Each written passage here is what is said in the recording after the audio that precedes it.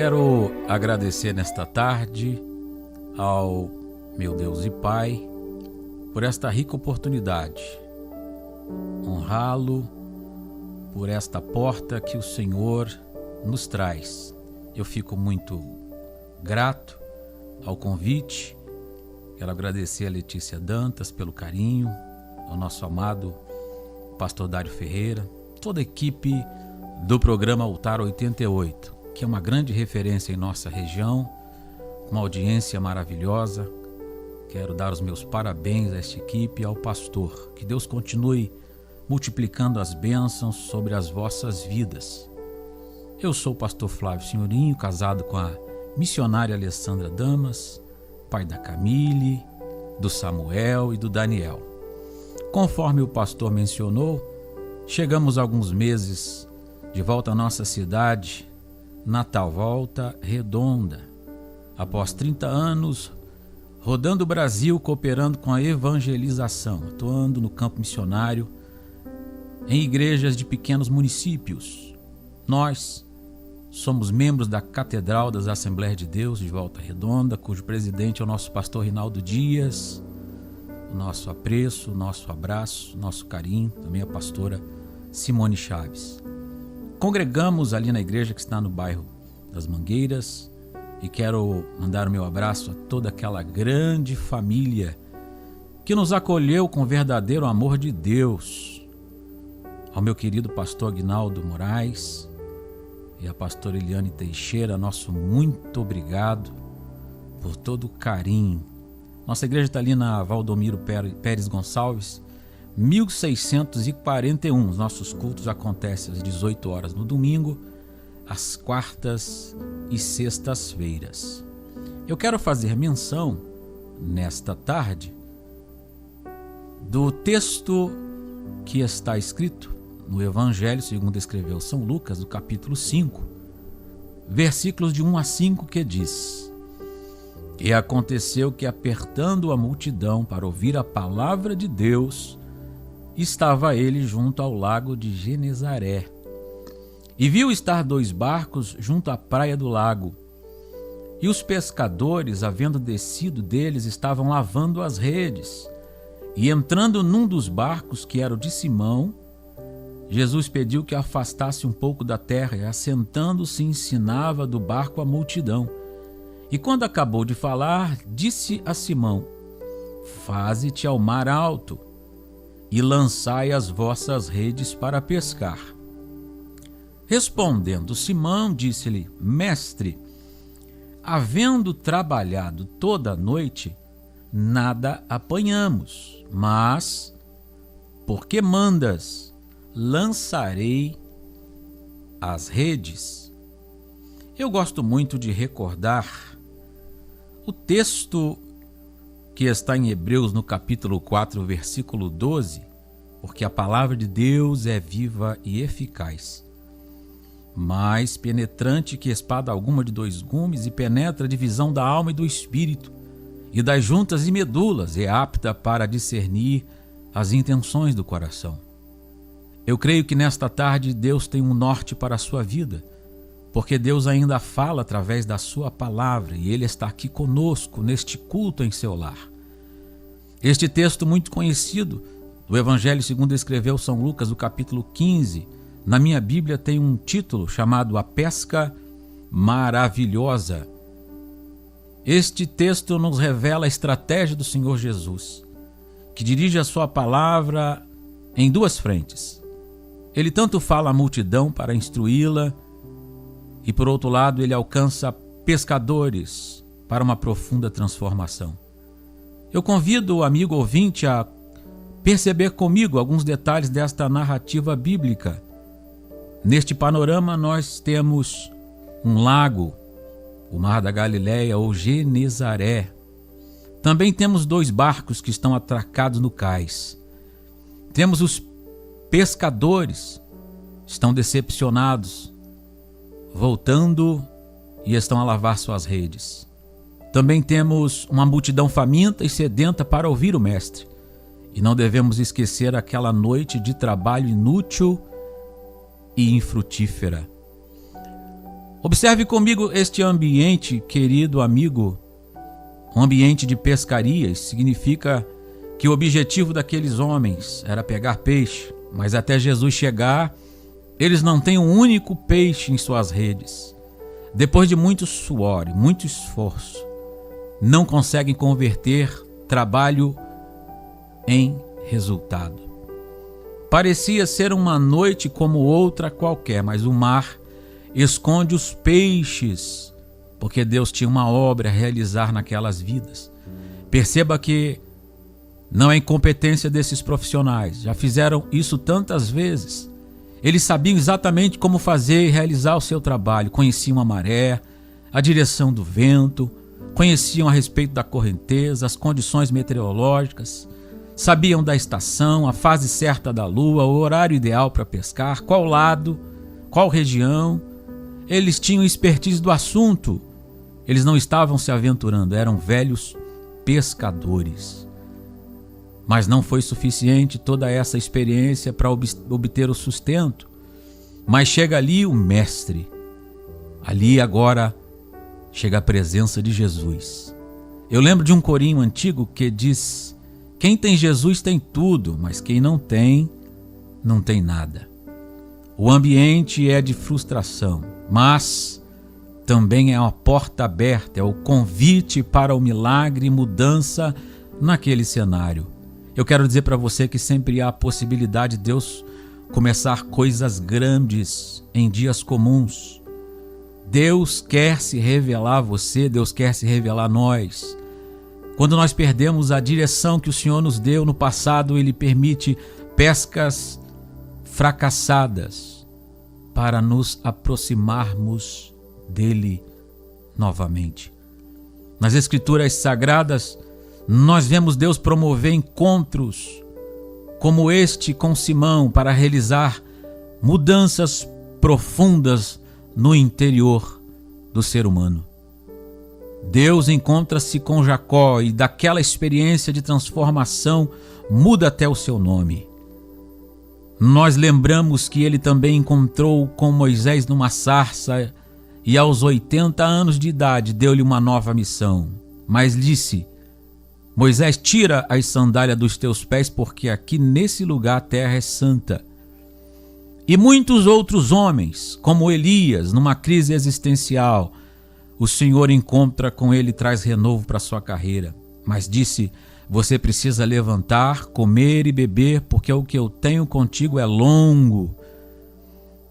Deus promoveu transformação na vida de muitos homens. Mudou radicalmente o ministério de Isaías. Primeiro tocou em seus lábios e fez ele entender que santidade é melhor do que ministério profético cheio de frutos.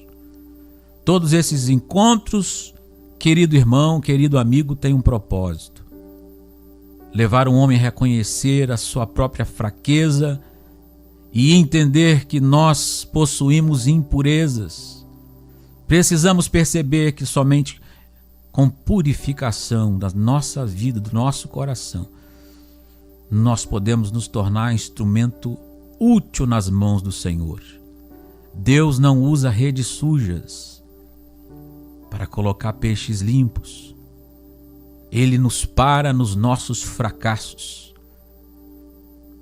porque Ele quer que as nossas redes estejam lavadas para poder nos usar com mais autoridade. Ele nos ensinou a buscar em primeiro lugar o reino de Deus e a sua justiça. Todas as outras coisas que você precisa, você vai ter. Mas perceba que o reino de Deus não é um território geográfico. É o governo ativo de Deus sobre a mente, as emoções, as intenções, as estruturas do mundo. O Pai desejando ou desejoso de relacionamento com seus filhos. Entenda nesta tarde que o desejo de Jesus era alinhar o centro da vida daqueles homens com o propósito do Senhor. Eu preciso nesta tarde colocar o senhorio de Cristo acima de todo o meu desejo, do meu projeto, da minha ambição. Quando nós viajamos por este Brasil, nós encontramos em muitas cidades obreiros, pessoas em muito desânimo e frustração, porque nós nos preocupamos muitas vezes com números, com desempenho, quase nada com intimidade com Deus. Eu sei que isso é um fardo pesado, trabalhar na obra de Deus sem tempo para o dono dela. Eu sei que existem cenários que parece já estar definido e se revela estéril, como algo que já morreu e não vai produzir mais nada. Mas eu lembro a você que há esperança para a árvore cortada. Se eu pudesse colocar um tema para esta mensagem, hoje é o dia do recomeço. Hoje é o dia do recomeço. Um dos personagens bíblicos pouco falado, pregado ou ensinado é o salmista Asaf.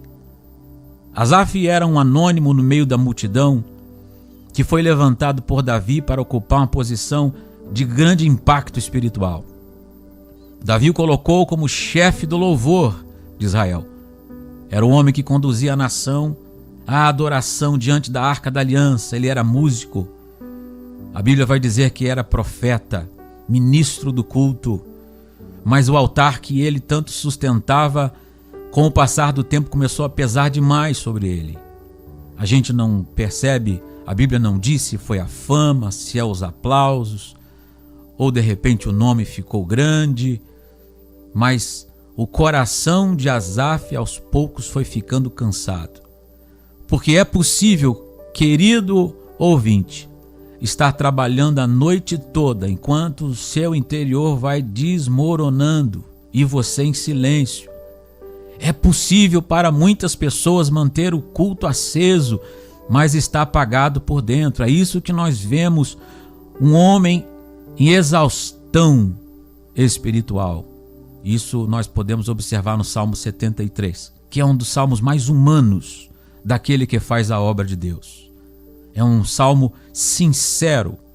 Asaf olhou para o mundo e escreveu lá: Deus está sendo injusto comigo, porque estou vendo as pessoas ao meu lado prosperar, está todo mundo crescendo. Os ímpios estão vivendo em paz, estão acumulando riquezas, e eu fiz tanto na obra de Deus, e para que eu fiz? Ele pensa: eu fui íntegro, eu fui fiel, fui dedicado, enfrentei as lutas, a oposição, a dor. E ele confessa: o meu coração se azedou, eu estava embrutecido e ignorante.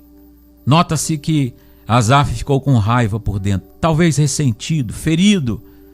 Um homem de grande autoridade, um adorador mais machucado, alguém que continuava trabalhando para Deus, mas com veneno na alma. Ele chega a dizer: em vão conservei meu coração puro.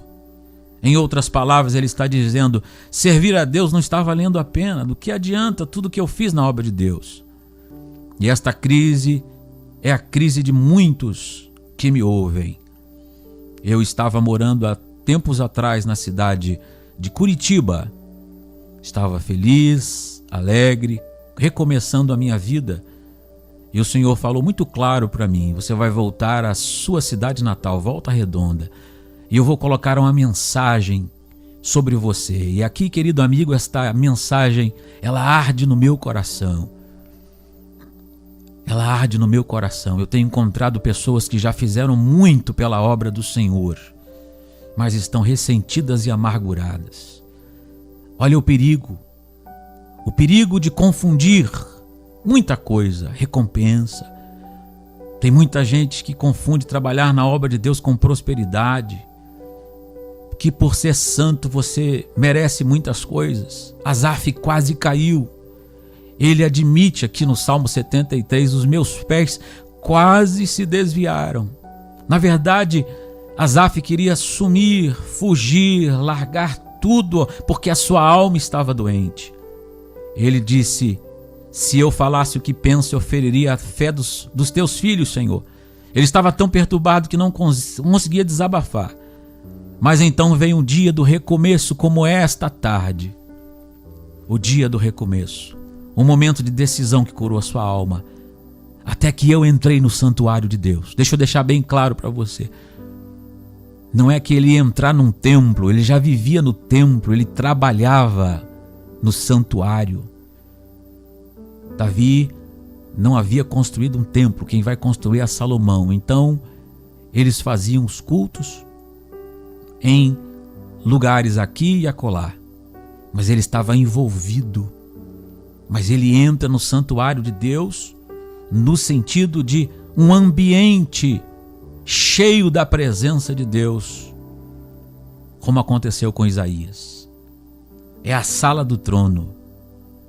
É onde Deus não se explica. É o lugar aonde Deus se revela ao coração dos seus filhos. Asaf finalmente enxergou o que nunca tinha percebido. Ele diz assim: todavia eu estou contigo, tu me seguras pela mão direita. Eu quero dizer a você, descubra esta verdade que Asaf descobriu. Enquanto ele achava que Deus havia abandonado, Deus estava sustentando em suas mãos. Enquanto julgava Deus de infiel, ele percebeu que Deus estava guardando.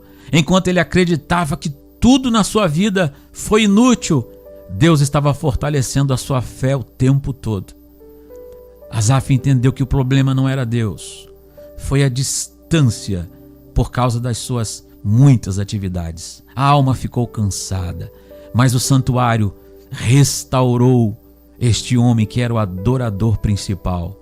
Então eu quero compartilhar contigo 3 verdades muito rápido. Primeira verdade: até quem serve no altar pode se cansar.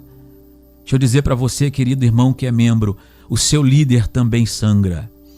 Ministros também sangram. Líderes também desanimam. Ungidos também passam por tempestades internas. Líderes de mulheres, líderes de adolescente, líder de mocidade, líder da juventude também precisa de carinho, abraço, entendimento, reforço na oração. Segunda verdade: aquele que volta ao santuário não permanece prostrado no chão. A presença de Deus cura. Às vezes, todo conhecimento teológico não alcança.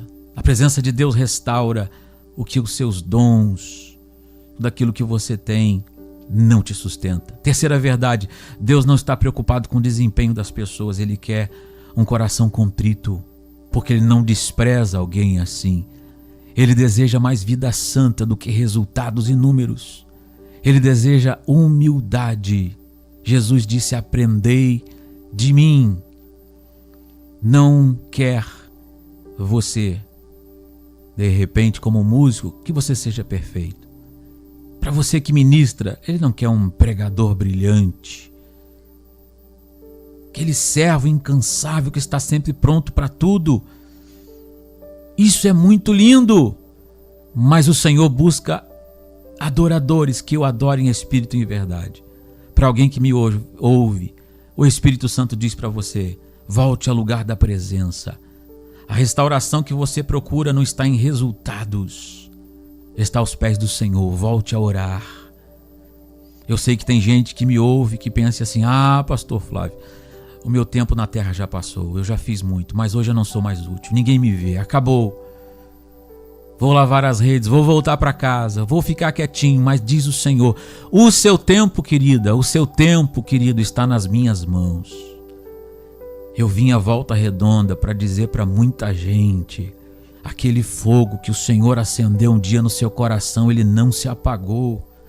O que te aconteceu não vai apagar a chama que arde no teu coração. Nada vai diminuir o amor do Pai por sua vida. Talvez você foi perseguido. Talvez você foi esquecido e abandonado, mas Jesus vai chegar neste ambiente de angústia. Pegue o teu barco e volte para o mar. A decepção, o desânimo era a realidade de Pedro. E o capítulo 5 diz que nós vemos um homem que ele se apresenta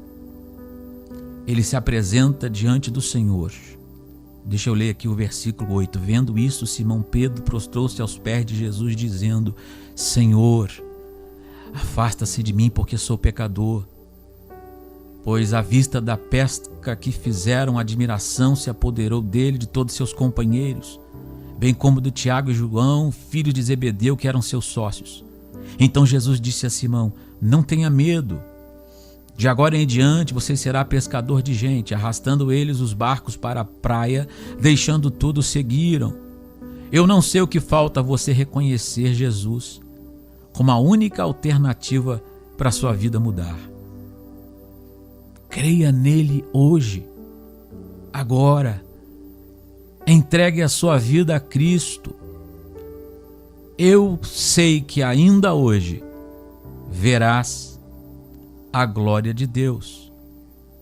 Então esta tarde é a tarde que Deus te chama para recomeçar. O inimigo das nossas almas, ele se aproveita dos fracassos de uma mulher, do moço, do pai de família, do empresário, do obreiro, do pastor. Ele quer atacar a sua mente para angustiar. Mas eu devo lembrar a você, foi para isso que o Filho do Homem se manifestou, para desfazer as obras do diabo. Creia nele. Ouça a sua voz nesta tarde e receba-o na sua vida. Mesmo no meio do fracasso, ele te tira o peso da desonra. No meio desse processo da vergonha, eu quero dizer para alguém: Deus tem te escondido. Pedro ouve, Pedro aceita aquela palavra, mas ele age. E algo acontece no sobrenatural de Deus, através da sua obediência. E chega a abundância. A abundância é tanto que ele chama alguns companheiros. Ele olha para os barcos ao redor e pede ajuda. Então ele chama: vem amigos, tem peixe para vocês também. Jesus tem o poder de devolver a sua dignidade, muito mais de que surpreender o seu coração. Ele vai devolver dignidade para você andar de cabeça erguida. Todos verão, até quem não ajudou e podia ajudar, mas não quis ajudar, não tem problema, eles também vão participar. Tenha coragem de voltar ao mesmo lugar e reconhecer onde por muito tempo deu tudo errado. Jesus falou para Simão: pega teu barco, o teu mesmo barco, a tua rede, a mesma rede, mas vai mais profundo e lança. Pedro, ele diz a Jesus: Senhor, a noite toda nós tentamos, mas segundo a tua palavra, eu vou lançar as redes. E através desta obediência, a gente enxerga o sobrenatural. Eu termino as minhas palavras dizendo para você: na pior fase da sua vida, Ele vai abençoar você e muitas pessoas. Até que Jesus chegasse, aquele ambiente estava na mão e sob o controle de Simão e seus companheiros. Mas quando Jesus chega, todo o ambiente, inclusive a natureza, passa a estar nas mãos de Jesus. Eu termino as minhas palavras dizendo para você, amigo e irmão, entrega a direção do barco para Ele hoje. Que você tem ainda muito a fazer para o Senhor. Que Deus em Cristo vos abençoe. Amém.